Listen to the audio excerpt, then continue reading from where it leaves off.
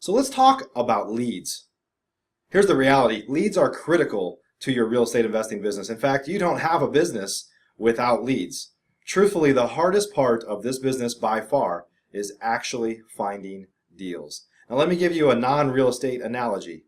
If you owned a retail store, what do you need coming in and out of your doors every single day? As often as possible. You need customers, right? Potentially paying customers. Some people come in, they shop around, they don't buy anything, but some will. Here's what I do know. If no customers come in, there's no opportunity for anyone to buy anything. It's no different for us as real estate investors. You have to constantly have prospective customers, which for us is sellers, coming into your proverbial door, which for us is often the phone or maybe an internet lead, right? You need customers constantly coming into the business. We're going to talk all about lead generation in this lesson. I'm going to talk to you a little bit as well as why people buy from us at a deep discount. Let me come back to that in a little bit.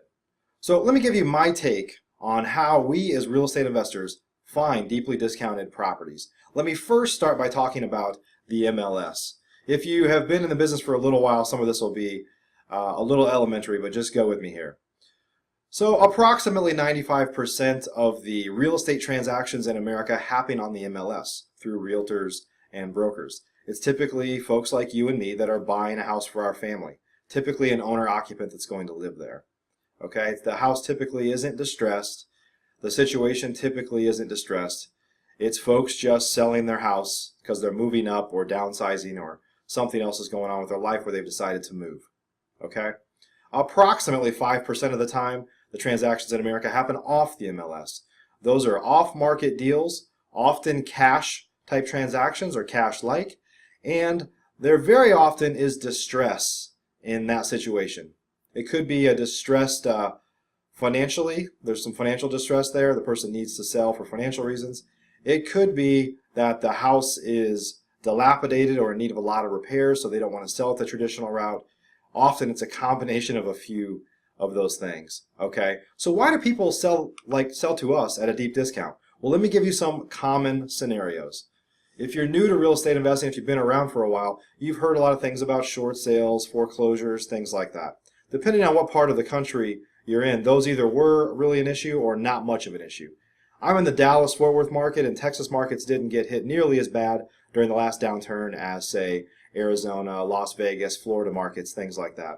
There were foreclosures here, but truthfully, it wasn't something that I personally focused on.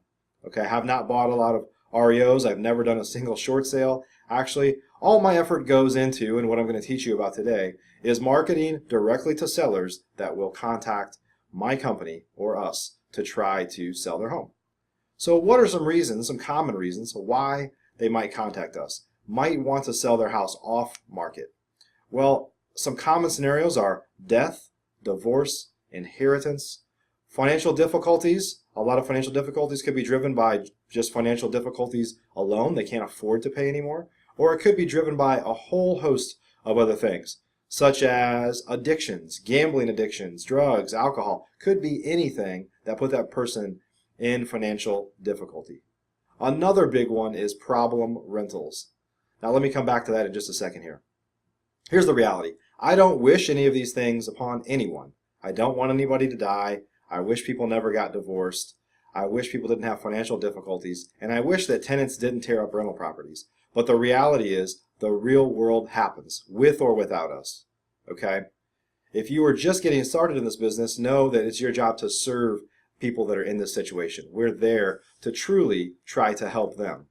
We couldn't have prevented their situation. We're not glad that it happened. All we can do now is try to help them pick up the pieces in their life. Okay? We're not taking advantage of people that are in distressed situations. Truthfully, of the hundreds of deals that I've bought, not a single person would ever say they were taken advantage of. We never forced a single person to sell us their house. In fact, we often tell them that I'm probably not the right fit for you, but if you want the easy route, here's what I can do. At the end of the day, hundreds of people that have sold me their house or my company their house write us letters, give us hugs. You can see a tear in their eye that this weight was lifted off of their shoulders. A lot of these folks are not necessarily in a situation like you or me. If you're watching this masterclass, you're interested in real estate investing. A lot of these other folks have other things going on in their life, and they're not interested in real estate investing. It's not an asset. It's not an investment opportunity. For them, it is an anchor around their neck, and they want to remove it as fast as possible. Now, let's come back to problem rental properties. Let me give you a scenario there, a typical scenario there. In America, you might not know this, but nearly a third of homes in America are actually rental properties. There are less in California than there are in Texas. Other low-cost markets, cost-effective, kind of affordable markets for rentals, there tend to be a lot of rental properties. Actually, in the Dallas-Fort Worth market where I'm in, approximately 40% of houses are rental properties. So let me give you a couple of things that have happened to me. I have some rental properties and portfolio of rental properties. Let me tell you a couple of things that have happened, and maybe you'll understand why people contact us. First, let me actually give you another statistic, that the majority of all those rental properties out there, some of them are owned by big hedge funds, some of them are owned by, I have friends that have hundreds or maybe even thousands of rentals sometimes. Those folks in the grand scheme of things are actually fairly rare. They own a few percentage points of all the houses that are out there. A more common scenario is people that own just one. There are millions of people in America that own just one rental property. They don't really think of it as an investment. For them, it was they moved up into a next house because their family grew and they decided to keep their starter home as a rental. Or mom died, they inherited the home that they grew up in and they decided to just rent it out. Another common scenario is two people getting married. They actually both owned houses, and now they've decided to keep one, live in one, and keep the other one to just rent it out. Those are very, very common scenarios. Let me tell you a few things that have happened to me with my rental properties. One of them, actually a couple houses, have burned to the ground. One of them was on the day that the tenant was being evicted. The other one truly was an accident with the washer and dryer. Supposedly, but this one specifically, somebody was delivering the eviction notice and the house was on fire at the time. They knew they were being evicted that day. Now the fire department said that it was an accident, but a little coincidental that as you're being evicted, the house is on fire, right? For me, it sucked. It took months to deal with that. Insurance company, rebuilding the house. We actually rebuilt the house, okay? But we did it and we moved on. I'm in the business of doing that. I've had another, let me give you another example. I've had another rental here recently. We rehabbed the house. It was move-in ready to go, nice house. A tenant moved in. They paid the first month's rent. They did not pay the second month's rent. By the time we got them out and evicted them, it was approximately 6 to 8 weeks later. So in 90 days or so, in 3 months or so, they paid 1 month's rent, and by the time we got them out, they had done $8,000 in damage to my newly rehabbed house. It hurts me, it hurts my heart that people could treat other people's property that way. But the reality is it happens. If you're a landlord, if you own rental properties, people won't take care of it the way you would. It's unfortunate. It's part of the business, ultimately, if you want to be in that business. But let me ask you a question. For me, I just called my crews. I was mad, maybe didn't sleep well that night because I'm irritated with the whole situation. But I understand the game, and I just moved on. I have a whole portfolio of rentals that were doing fine at the time, so it kind of offset that issue, right? So for all those people that have one rental property, do you think they walk in, somebody started their house on fire, somebody tore it up really bad in a short period of time, do you think they ever say, you know what I really need here? I need 10 or 20 more of those. Never, never. So a lot of those folks, some fix it up and sell it and just be done with it. Some of them say, I just want it to go away right now. I don't even want to fix it up, I just want to sell it as is. Who do you think they call? They call people like you and me. So again, I don't wish death, divorce, all these financial problems, all the things that happen in life, sicknesses and illnesses, and problem tenants upon anyone. Not at all. But when people have those situations, I'm there and you need to be there to serve them, to help them. I hope that makes sense. That all creates opportunity for us. By the way, all the things that I mentioned here, death, divorce, inheritance, financial difficulties, problems with rentals, those things persist in bad and good markets. So when people ask, is it a good time to get into real estate investing? The real answer is there still death, divorce? Are there problem people inheriting properties? Are there people that are having addictions and financial difficulties? Are there tenants that are tearing up those rental homes? Yes is the answer. Those things happen whether it's a good market or a bad market, whether the sun is shining or it's raining. Doesn't matter. Those things continue to happen. Let's continue to talk about leads here. I gave you an analogy of a retail store about customers coming in and out. Some number of those will buy. The question is, how many customers do you need coming into your store, your real estate investing business, calling your leads off of your advertising to buy one house? Well, the reality is the numbers are all over the board. It depends on how good of a salesperson you are. It depends on how fast you get to the lead. It depends on how effective your marketing is. And it depends on maybe even what part of the country you're in. Okay? But on average, approximately 20 to 30 leads for most real estate investors will get you one deal. If you're doing some creative financing, some things that we're not going to talk about in this masterclass, that generally there's less equity in the house, you're taking on more risk, you may be able to close at a higher ratio than that. But if you're doing traditional advertising to sellers, the typical ratio is somewhere in the 3 to 5% range of leads that you're closing. Depends on your advertising too. If you mail to a whole bunch of people that don't have equity, then maybe you're closing 1 out of 50 or 100, right? If you target your advertising and you're effectively communicating to people that you are an investor that buys at a discount, you should expect that close rate, about 30 to 1, let's say. How do we generate leads? Well, there's two primary high-level buckets that I'm going to talk about now. Paid advertising, direct mail and some other things, or unpaid advertising. More hustle type tactics, things you do with your time. If you don't have a lot of money to advertise, then you have to use your time. If you have more time than money, you have to use that initially to get started. Let's talk a little bit about paid advertising, some of the techniques that we use. So one of the more common techniques, this is really the foundation for most real estate investors, is direct mail. Letters, postcards, things like that, right? We're going to show you some examples here of some of the things that we've used. You've probably received letters and postcards yourself about this, right? We send out thousands and tens of thousands, hundreds of thousands of letters and postcards. Depends on what your goals are, how many houses you want to buy, as to how many you need to send out to ultimately buy one. We won't get into that inside of this lesson plan, but that is the fact. So who do we mail to? We don't just mail to every house. At the end of the day, let's go back to the example that I showed you earlier, that at least a third of houses, depending on what market you're in, are rental properties. You wouldn't necessarily want to mail to the person living in those rental properties because they don't have any say in selling the house, and most often they won't want to sell the house. They live there, right? So what you do is you target the owners. So some common lists to go after. We're going to break this down. I'm going to break this down into mass lists, big lists where there's a lot of folks in your market, and then I'll talk about some specialty lists. Some of the mass lists include absentee owners, and it's common to mail absentee owners with high equity. What is an absentee owner? That is, I'm an absentee owner of my rental properties. I do not live there. It could be one that I own. Maybe I inherited one across the country. Or it could be a portfolio that I own. But I'm an absentee owner. I do not live in the property myself. Folks can find me if they do research, and they can target me if they want to. Now, typically, if folks mail to absentee owners, they're going after those with high equity. They have a lot of equity in the house. The house isn't, they didn't just buy it last week and they didn't pay cash where they financed the whole thing. It doesn't have equity. They couldn't sell to you at a deep discount if they wanted to. Another example is age-based.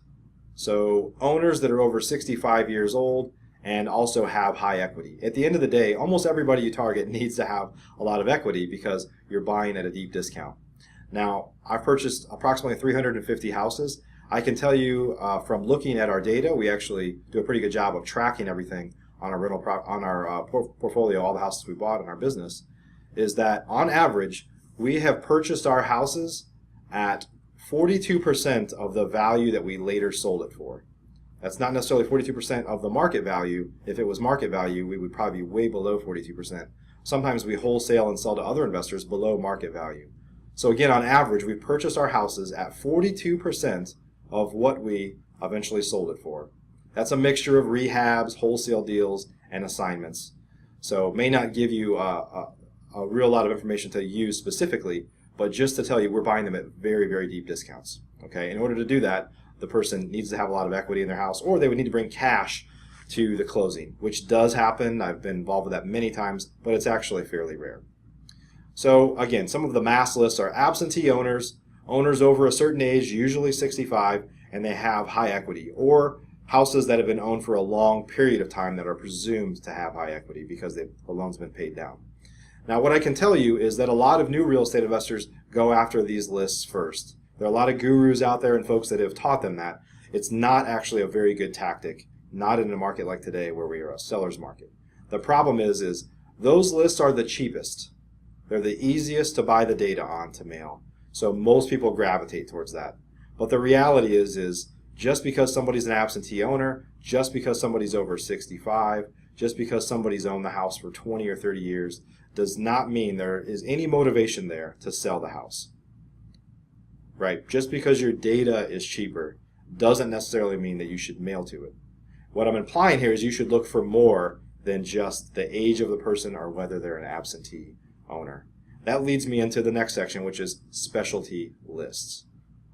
Some examples of specialty lists are probate, tax delinquent, pre-foreclosure type lists, recent divorces, things like that. Things that imply that something negative happened in that person's life.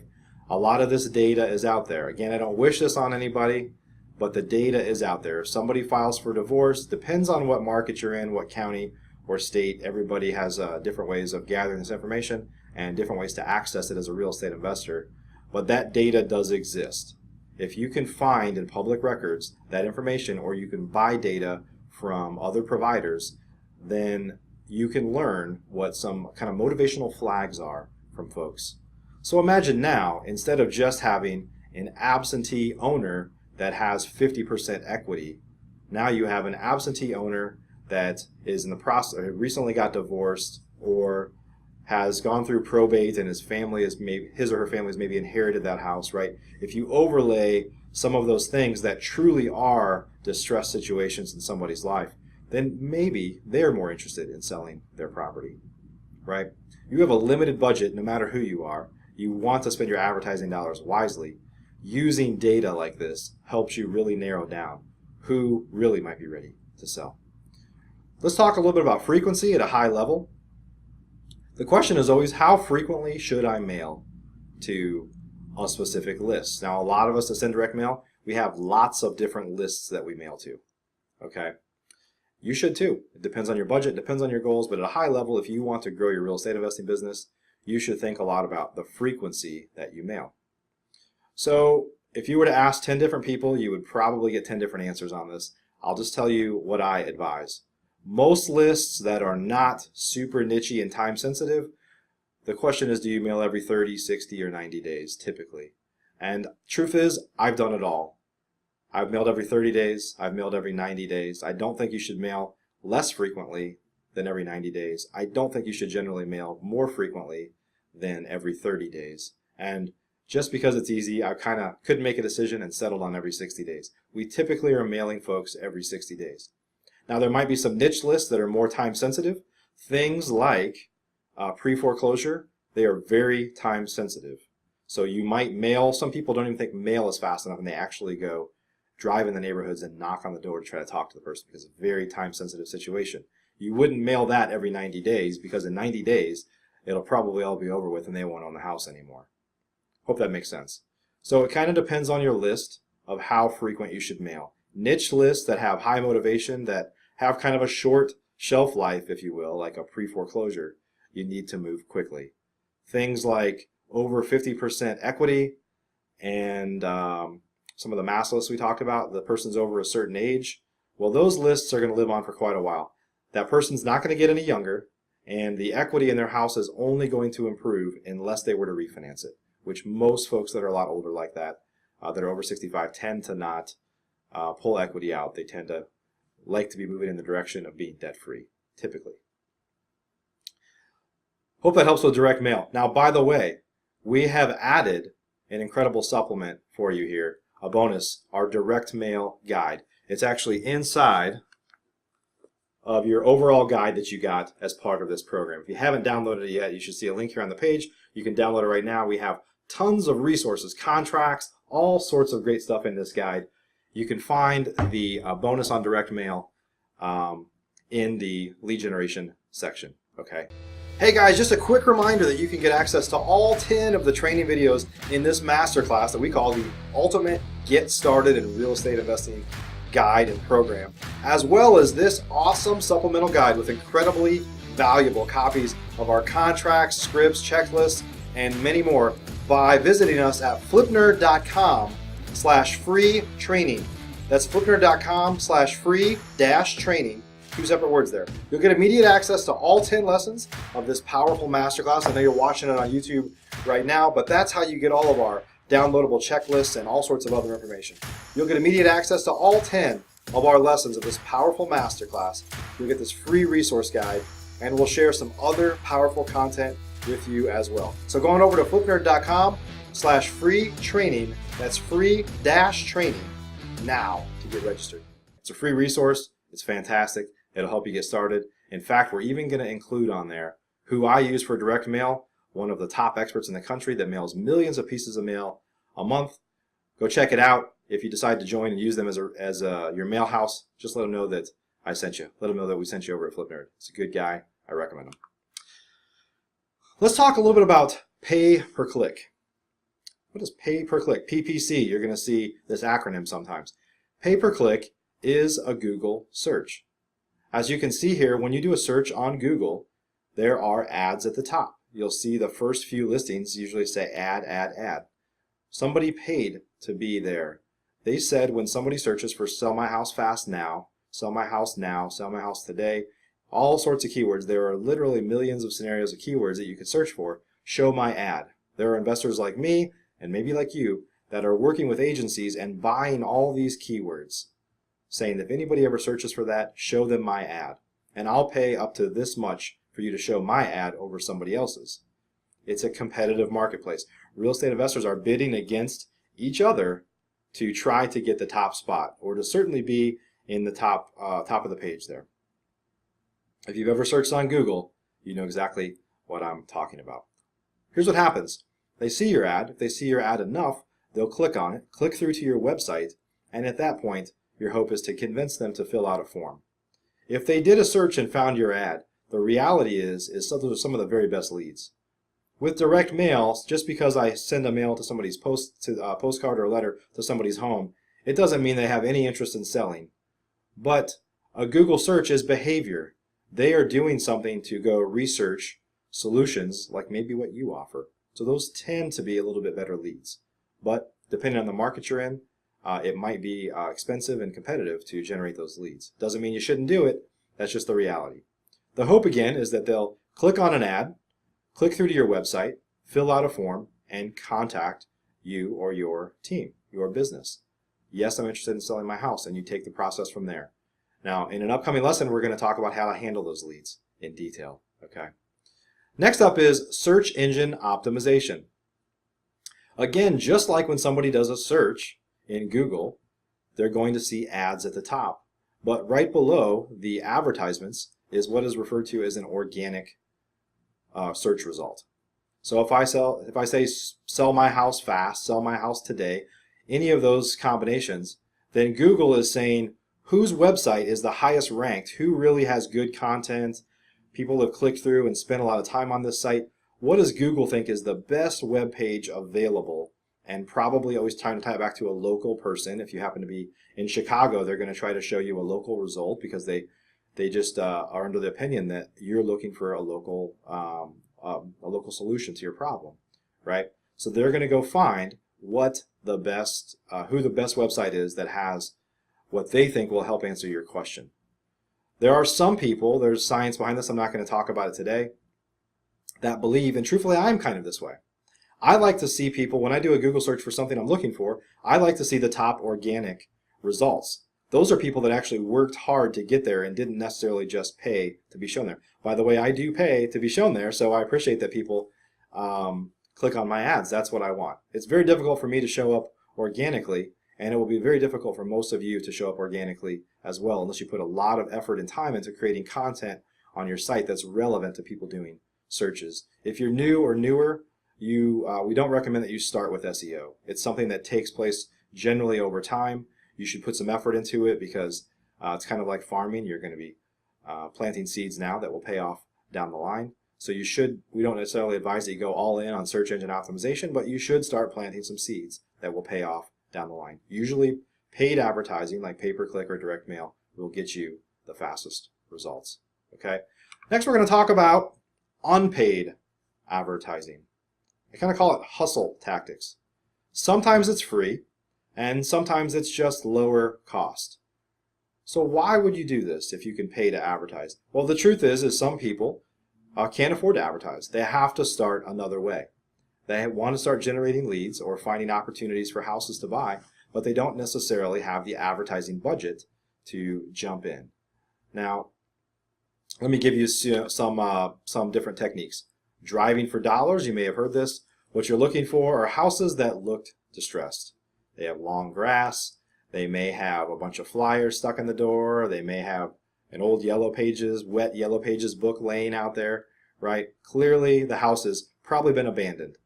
So if it looks like somebody actually is living there, you might knock on the door and see if you can talk to them. If somebody's not living there, you can skip trace or you can research to try to find that person, and maybe you mail them or maybe you track them down and actually try to call that person. You might put a door hanger out there. If the house is vacant and it looks like it's been completely abandoned, probably the chance of them responding to something you stick on the door is pretty slim, ultimately. But it might be an opportunity that you can track down. We'll talk about bandit signs. Bandit signs. We all hate them because they make our neighborhoods look ugly, but a lot of real estate investors use them, and they have usually a general level of success with them. I will tell you that generally in a lot of markets, they're actually illegal to use. It doesn't mean you're going to go to prison or anything like that, usually. Just check with what your local laws are. Sometimes you can get a sign permit and maybe put them out.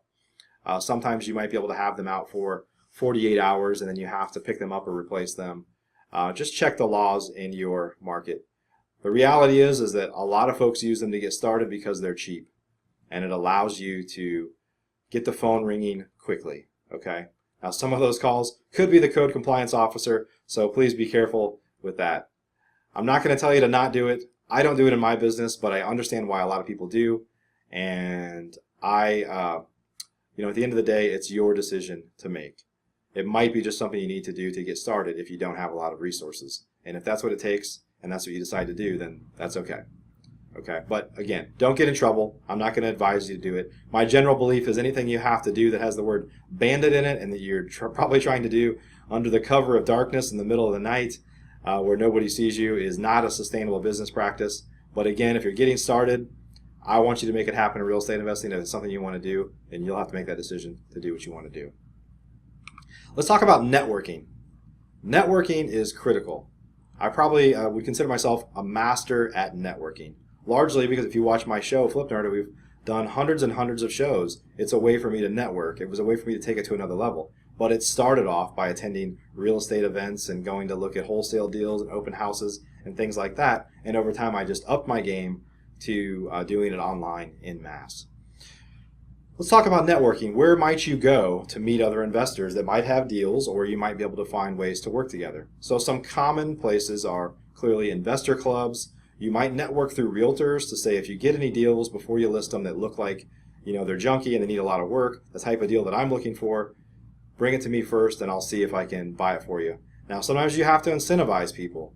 Consider that. Anybody that you might work with that could help you, they expect generally either a favor in return or some compensation of some sort. So commonly what people have, if they work with realtors, you might say that, hey, I'll let you get both sides of the commission. When I fix the house up and resell it, if you're going to rehab it, I'll let you list it for me then as well. So you might find a way to kind of sweeten the pot for realtors. Otherwise, why would they come to you over the 100 other people or 1,000 other people that have said, if you ever get a wholesale type deal that needs a lot of work, come to me first? What's going to separate you from everybody else that said that? So again, investor clubs, realtors, other types of social events and networking events for real estate investors, from other wholesalers. When you meet other wholesalers, a lot of times you can be added to their list. And sometimes we just look at the emails as they're coming through and we don't pay any attention until we see a deal that we might be interested in. But there's nothing wrong with picking up the phone and calling that wholesaler in advance to try to say, hey, I'd love to find a way to work together, whatever that might entail. You might be able to find deals from lenders, particularly hard money lenders. Sometimes they're about to lend on a deal and it falls apart. Well, they're in the business of lending. They would love for somebody else to pick up the pieces and actually use them as a lender as well. So if you network with hard money lenders, you might find folks that will bring a deal your way every once in a while that they still hope to get business out of on the lending side. Same thing with title companies. When deals fall apart, title companies know it. And if they're working with an investor that's selling to another investor and the person that was supposed to buy backed out or the deal fell through, they might tell that other investor that, hey, I know somebody that just came in that asked if a deal ever falls apart, I can pick up the pieces, give me a call. That could be you, right? None of these things are silver bullets that are going to make deals rain in your lap. None of them. But they're all little tools that are out there. They're like, if you're fishing, they're lines that you cast out. You got a whole bunch of lines in the water. And every once in a while, you get a nibble, okay? But those nibbles could turn into bites, could turn into tens of thousands of dollars ultimately, right? So it's a great opportunity. You just have to put time and effort into doing these things. The key to networking, I found, is to building relationships over time. If you go to a real estate club or you go somewhere else, get a whole stack of business cards and throw it in your desk drawer, right, or your glove compartment in your car or something like that, you've just wasted all that time. The real opportunity for networking is to start building relationships with those folks over time. You don't have to build a deep relationship with every person you ever meet, but you'll find people along the way that are kind of at the top of the list. This person sounds great. They were really friendly. They do a lot of deals. We really clicked for one reason or another. We go to the same church. Whatever it might be for you that that clicked for you, you should continue to try to build that relationship over time with that person. Call them every couple of weeks to check in, send them an email, say, hey, what's going on? You want to grab coffee sometime? Whatever that means for you, don't let the relationship die just because somebody handed you a business card. Next, let's talk about cold calling. Cold calling is a tried and true technique. It's been around for decades. When I was growing up, there were people bothering us at dinner time trying to sell siding and things like that. But for some reason right now, it's hot in the real estate investing space. What is cold calling? Well, typically it's buying lists just like you would what we talked about in direct mail.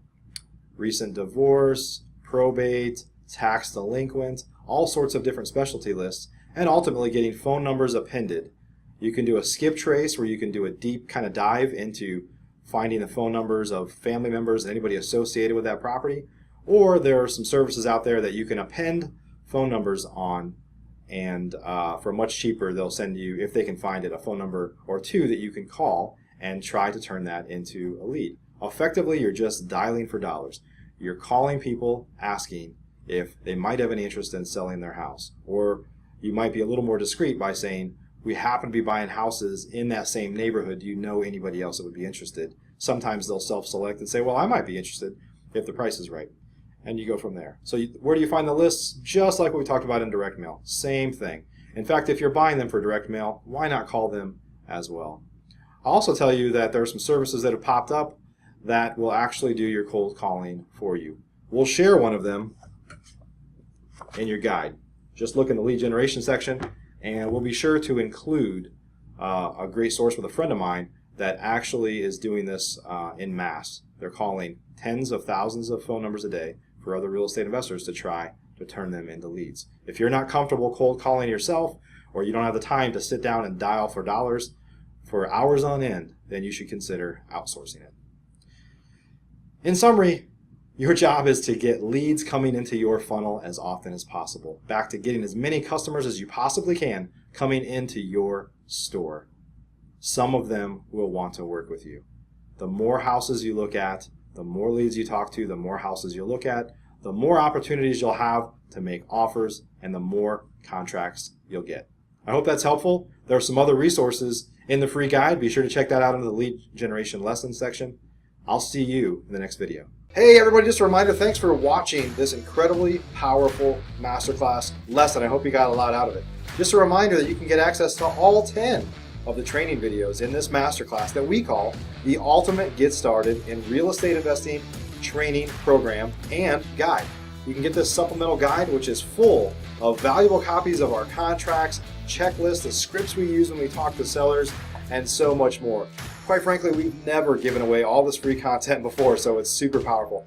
To get access to all of this, you simply need to go to flipnerd.com/free training, and And that's flipnerd.com/free-training to get access to everything. It's completely free, but we can't give you downloads on YouTube. You have to come over to our site to get them. You'll get immediate access, again, to all 10 lessons of this powerful masterclass. You'll get this free resource guide, and we'll share some other powerful, awesome content with you as well. So go on over to flipnerd.com/free-training now. You can register. See you on the other side.